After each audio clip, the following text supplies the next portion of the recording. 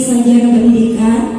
Saya berasal dari TK Tahfiz Insan Madani Sriwijaya Palembang dan saya adalah calon guru penggerak Angkatan 4 Kota Palembang. Di sini adapun tujuan kegiatan saya pada hari ini adalah saya menginginkan guru itu mampu menjelaskan filosofi pendidikan nasional Ki Hajar Dewantara, menjelaskan proses pembelajaran yang mencerminkan pemikiran Ki Hajar Dewantara, dan yang ketiga relevansi pemikiran Ki Hajar Dewantara terhadap transformasi pendidikan khususnya di AUD kalau kita. Nah, di sini adapun agenda kegiatan kita ada 3. Yang pertama kegiatan awal itu ada ice breaking, penyampaian tujuan pembelajaran, refleksi awal, dan kegiatan inti itu pemaparan materi, tanya jawab, diskusi, dan kegiatan terakhir adalah refleksi. Tuliskan atau gambarkan mengenai hobi atau potensi yang ibu miliki, jadi berupa simbol di kertas. Lalu peserta lainnya di sebelahnya menjelaskan tentang makna yang ada pada gambar yang ibu gambarkan ini. Bisa dimulai dari sekarang dulu. Tunjukkan ke Ibu Jumiati, nggak ada ya? Oh, Ibu Jumiati aja. Bu Jumiati, silakan tunjukin gambar Bu Jumiati ke Bu Lina agar Bu Lina memahami apa sih makna yang digambar oleh Bu Jumiati. Bisa Ibu? Bisa. Coba Ibu ceritakan kepada Ibu Jumiati apa sih maksudnya itu? Kalau menurut saya, dari simbol yang ini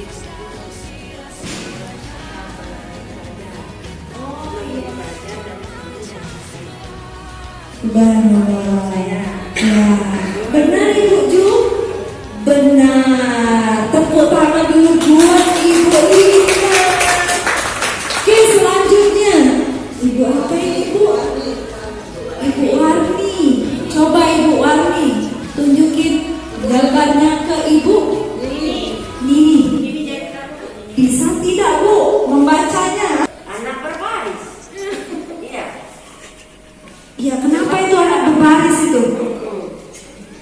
Maksudnya apa? Maksudnya potensi yang Ibu Warni, Ibu Warni itu miliki itu apa? Yang mewakili simbol yang digambarkan itu. Anak-anak bernyanyi. Berarti, Ya. berarti apa potensinya Ibu? Benar Ibu? Hobi bernyanyi. Oh iya, hobi bernyanyi. Kita nanti karaoke bareng ya Bu ya. Oke, sekarang. Iya. Nah, Nopo penasaran sama Ibu Nini. Dari tadi ketawa, lihat gambarnya. Coba Bu, tunjukin sama Ibu Ita aja. Iya. Coba Bu Ita dilihat, dimaknai apa yang dibuat itu. Kayaknya tuh kan bonekanya hobi ini apa namanya nulis nih melawak. Kayaknya ini simbolnya itu melambangkan orang suka tertawa. Nanti Oh, berarti Benar. iya, berarti Ibu ini humoris orangnya. Iya, tepuk tangan dulu teman-teman. Tepuk tangan dulu buat guru hebat di sini. Oke, melakukan kesepakatan kelas, baik itu apapun. Nah, jadi di sini ada kesepakatan kelas, yaitu awali dengan kegiatan doa. Lalu hadir tepat waktu, berpartisipasi aktif dalam diskusi, menghargai pendapat peserta lain, mengaktifkan HP dengan mode silent, dan menjaga kebersihan kelas. Tadi awali dengan kegiatan dengan doa sudah kita lakukan Bu ya. Nah, hadir tepat waktu sudah pasti, berpartisipasi aktif dalam diskusi. Nanti kita ada sesi diskusi sedikit. Lalu menghargai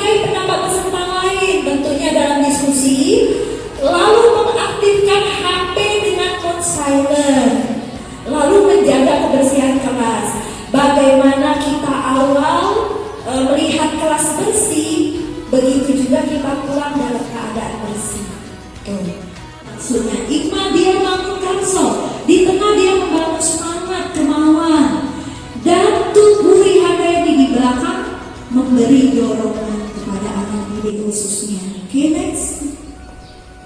Nah, Ki Hajar Dewantara mengatakan bahwa kemerdekaan merupakan syarat dan juga tujuan pendidikan kemerdekaan yang dimiliki oleh murid, yaitu cipta karsa karya.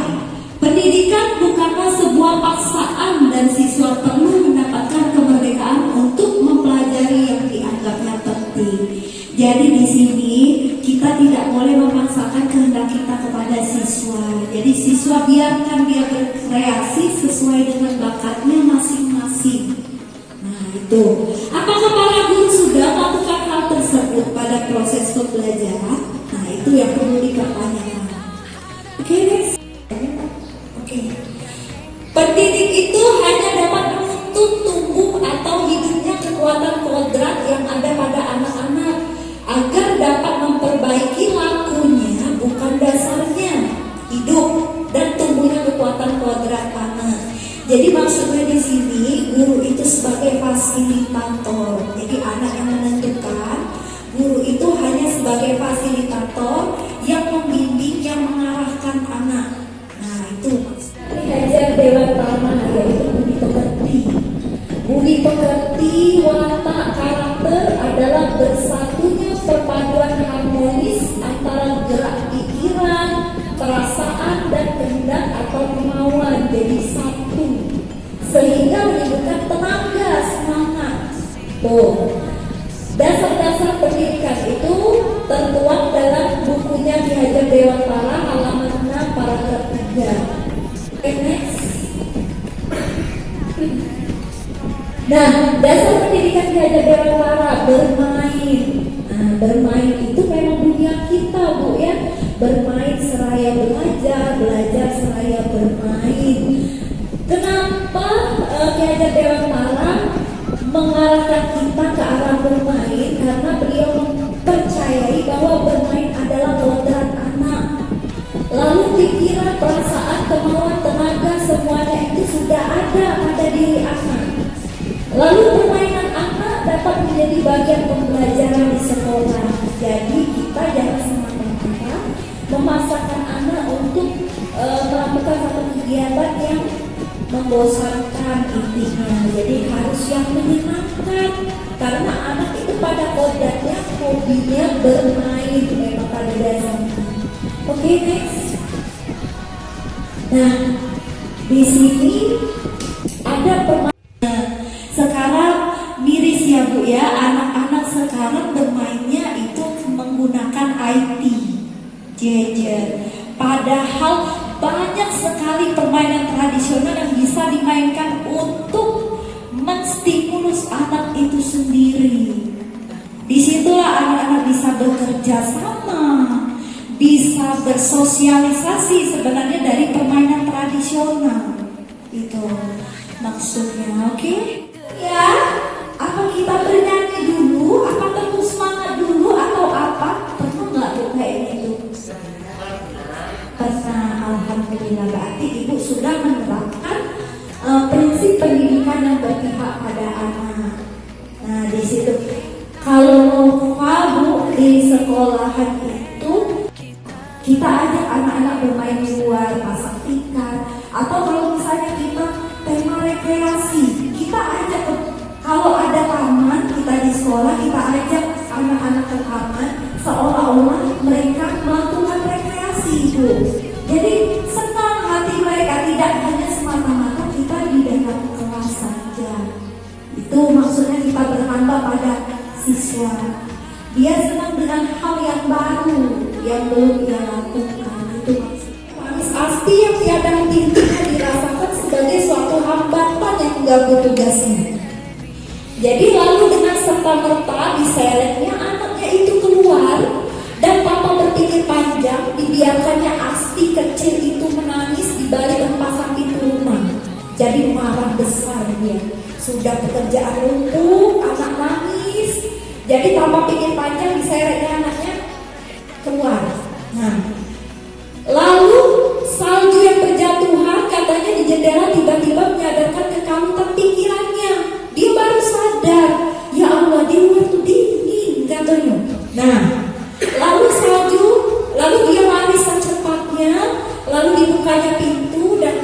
sudah tampak biru, menggigil kedinginan.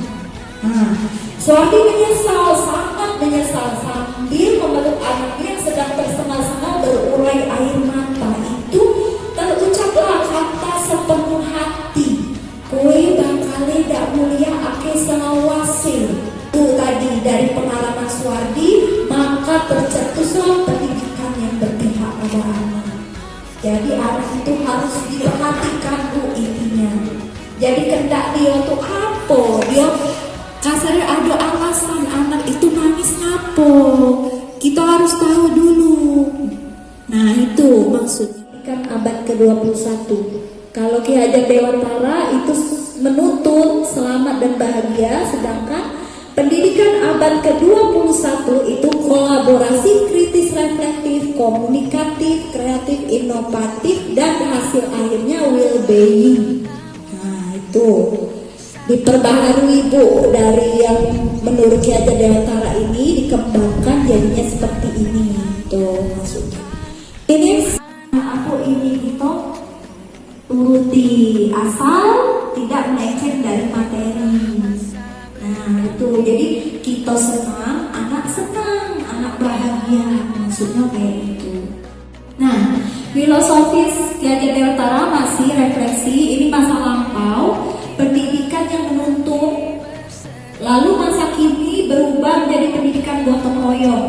Di sini maksudnya antara murid dan guru itu saling berkolaborasi, saling menukar pendapat. Kita ajak anak-anak itu musyawarah kata kita ini. Nah itu reflektif, kritis. Masa depan, untuk masa kedepannya murid itu jadi humanis yang selamat dan bahagia. Tuh, sehingga pembelajaran itu sesuai dengan keinginan anak. Tuh. Refleksi terakhir itu apa yang Anda rasakan setelah mengikuti kegiatan ini? Tuh, refleksinya. Kira-kira apa Bu yang Ibu rasakan setelah Ibu menerima materi tentang modul 1.1 refleksi filosofis Ki Hajar Dewantara? Apakah Ibu sudah melakukannya? Apakah tadi yang belum mau mencoba atau lain hal lainnya? Kira-kira sudah melakukannya Bu ya? Ya alhamdulillah, berarti Ibu sudah menerapkan tentang refleksi filosofis Ki Hajar Dewantara. Oke? Kok nggak ada lagi? Ya, punya telapak tangan. Digenggam Bu. Di genggaman Ibu ini ada sesuatu yang sangat berharga bagi Ibu. Nah, kira-kira Ibu mau tidak kasih ke orang lain yang sesuatu yang berharga yang ada di genggaman Ibu ini? Kira-kira mau nggak? Atau Ibu mempertahankannya biar bagaimanapun dipertahankan?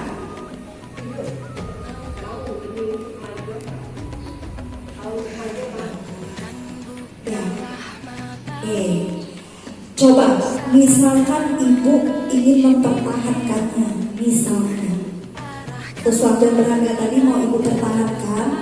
Nah, tugas ibu-ibu di sini, coba dong bujuk Ibu Lina agar membuka telapak tangannya mau memberi sesuatu yang berharga pada Ibu. Tuh, coba dari Bu Jumiati. Iya, coba dari Bu Jumiati. Bujuk Bu. Mau dikibulin juga nggak apa-apa ya, ketika buka.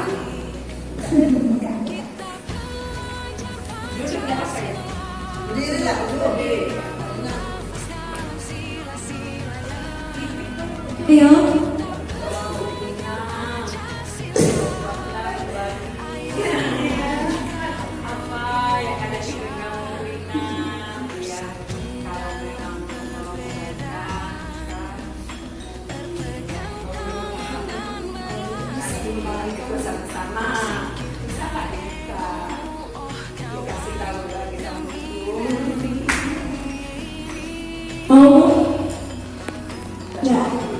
Enggak. Coba ibu warna, coba bujuk ibu Linanya.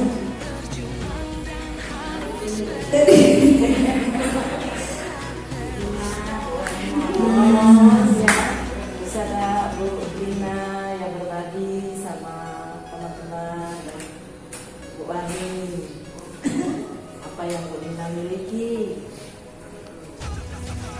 Dibuka nggak Bu? Dibuka nggak? Enggak.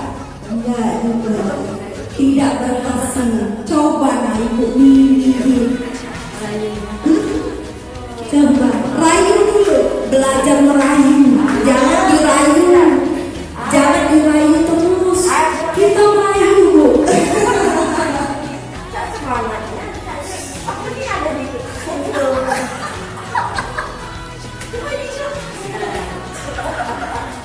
Tidak pulang kerja berarti. Apa nih ada tangan boleh.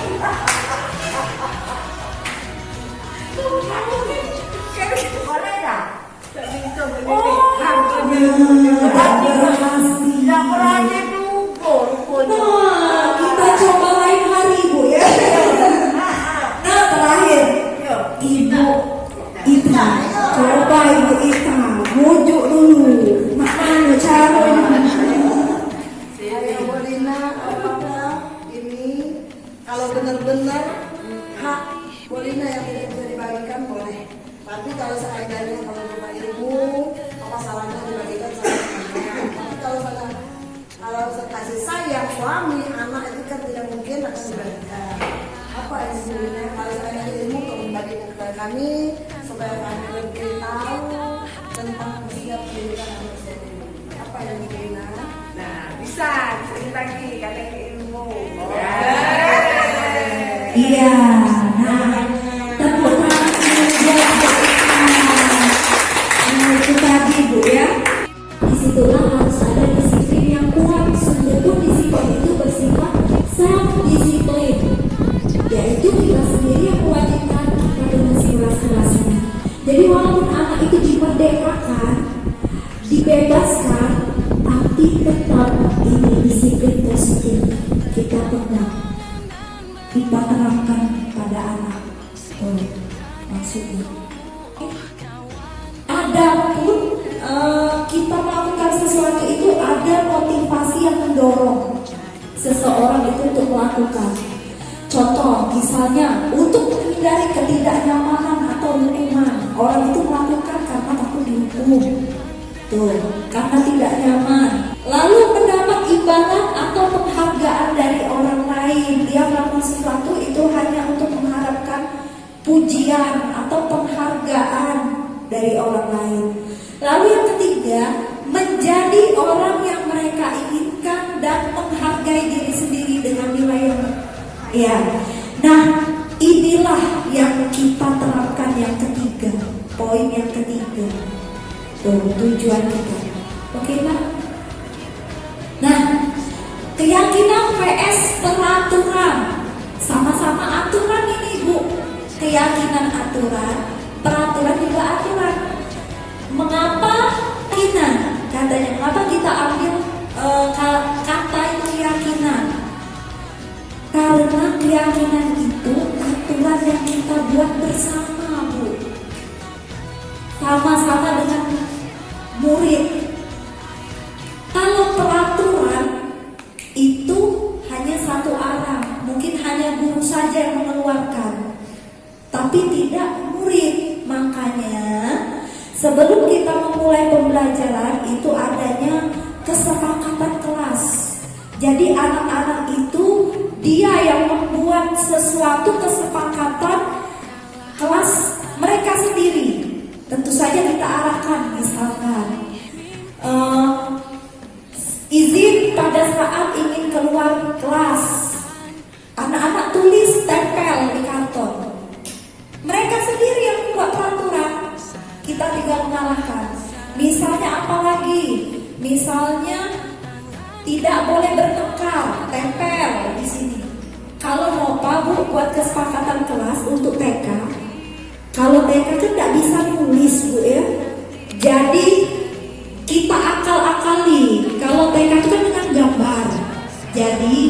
gambar ada anak-anak berteriak misalnya, ada gambar anak-anak lagi ke toilet, ada gambar anak-anak nangis, anak-anak sedang berbagi, anak-anak yang meminta maaf. Itu gambar kita print lewat internet. Kita jelaskan dulu sebelumnya masuk dari gambar itu, ini anak sedang menangis ditinggal sama ibunya misalnya itu. Terus simbol ya. iya Bu, benar gambar.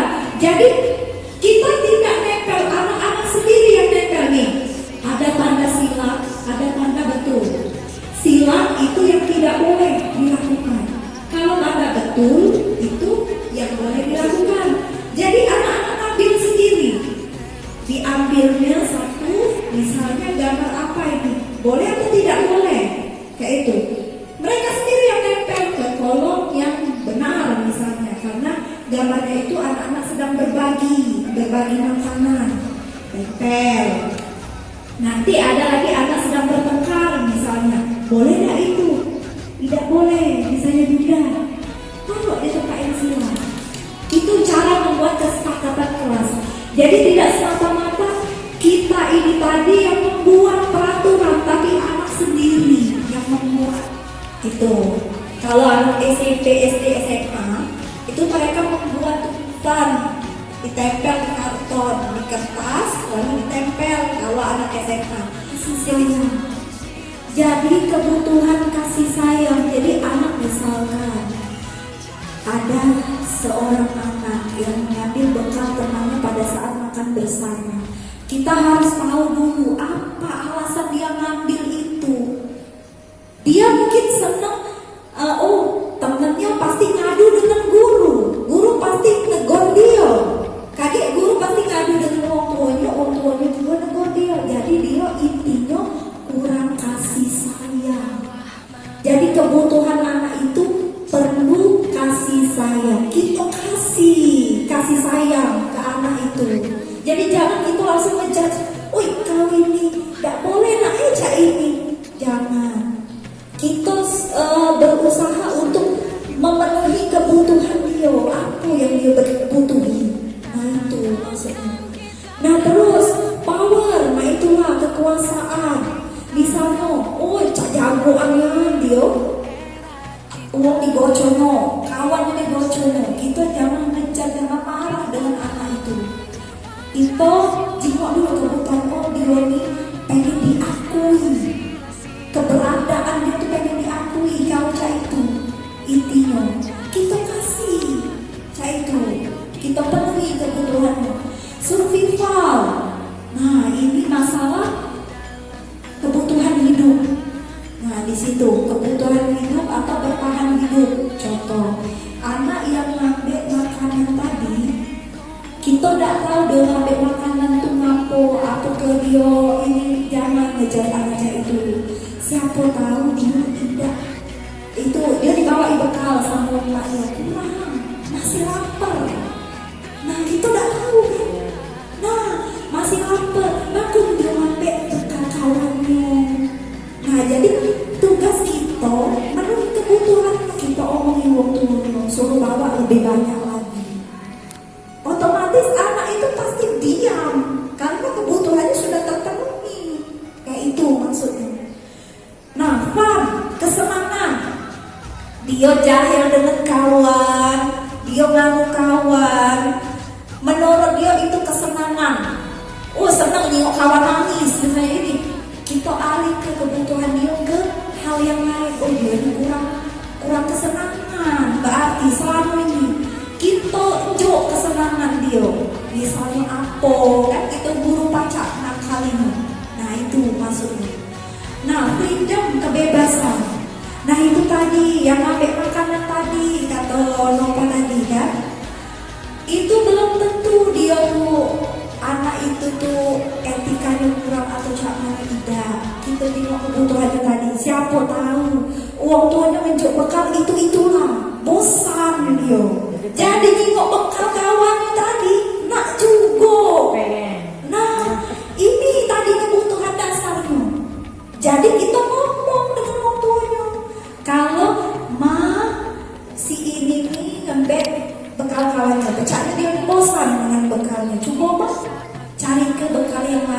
dimaksamu dengan bekal kawan. Cak itu calon. SD, SMP, SMA itu biasanya kalau guru yang cenderung seperti ini, tunggulah kau buat kempet ban motor kau, kempet ban mobil kau. Iya dendam dia bu, bukan kita malah mendidik dia, malah sebaliknya. Jadi anak itu tidak berkarakter. Nah itu maksudnya. Ini kalau bisa jadi alternatif terakhir, kalau bisa jangan sama sekali dilakukan penghukum ini. Lalu teman, nah teman, jadi murid itu kita jadi ke teman tidak apa bu. Misalnya apa yang pacar ibu lakukan untuk kamu misalnya, nah kita jadi teman ke anak. Nah ini merasa bersalah lah, salah pula. Anak itu jadi rendah diri, jadi sepanjang merasa bersalah terus karena dia merasa telah mengecewakan. Misalnya, kau tahu ini misalnya Rafa tahu tak sudah buat Bunda sedih. Kalau Rafa cak ini Bunda jadi sedih. Nah itu merasa bersalah, jadi dia down, jadi dia nak ngapu-ngapu dia. Nah tak berani lagi karena dia merasa takut aku kayak ngecewa ke uang. Nah itu yang tak boleh.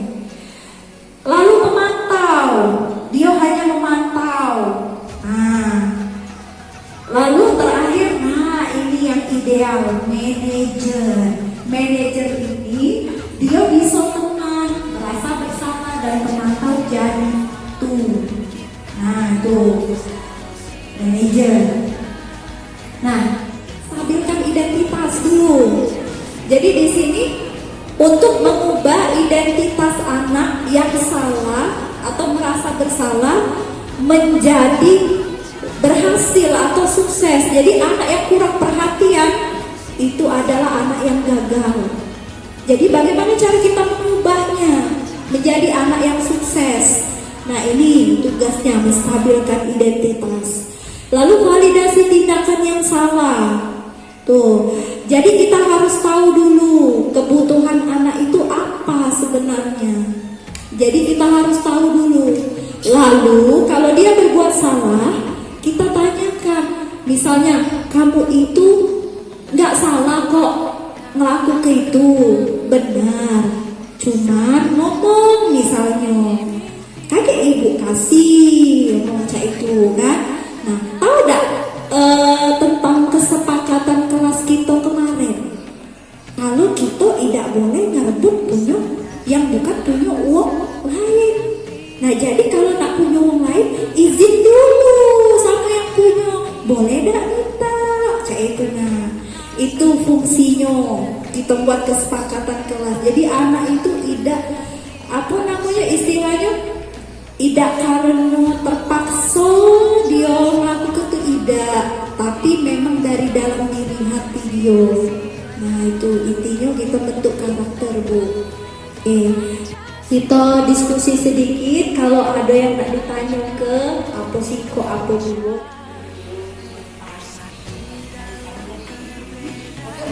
Ada sebagian dan sudah kami laksanakan. Sebagian sudah kami laksanakan. Di sini juga saya ada dua sedikit, jadi tahu yang depan anaknya memang kalau anak disediakan mau menang sendiri, ibunya sangat tinggi, terus dan semangatnya dia tidak mengalah. Awal pertama namanya sudah bilang bahwa hari ini pindahnya dari TK A pindah ke sini, jadi sudah semester 1 di TKA dan kita namanya memang sudah lagi awal pertama kali gak bisa senggol. Nah sudah bisa senggol sedikit, tidak bisa diganggu, jadi langsung jalan. Alhamdulillah kita bilang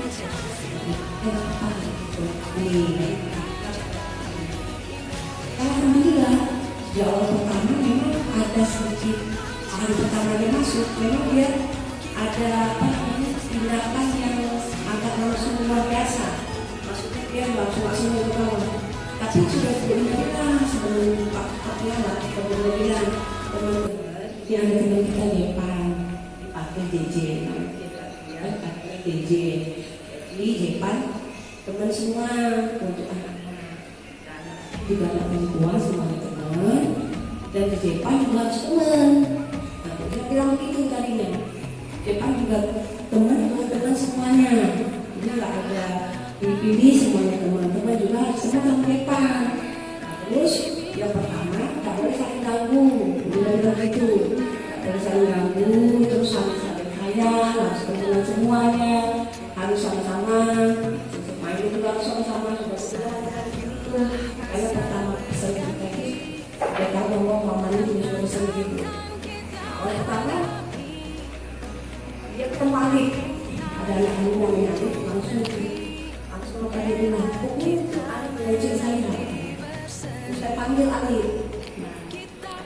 Saya bilang di sini dulu deh. Ali tadi ngapain gitu? Enggak bu, saya cuma deket aja, dia sudah bilang saya. Kamu bilang dulu di bawah dia. Ali bilang namanya Warna. Nggak pernah. Ali bilang, dia bilang begitu bu katanya. Terus Ali bilang, Ali tidak mau bilang itu, makanya Ali dorong juga. Nah, dia bilang, Depan sini, Ali sini, ada panggil. Nah, Depan, Ali itu tadi.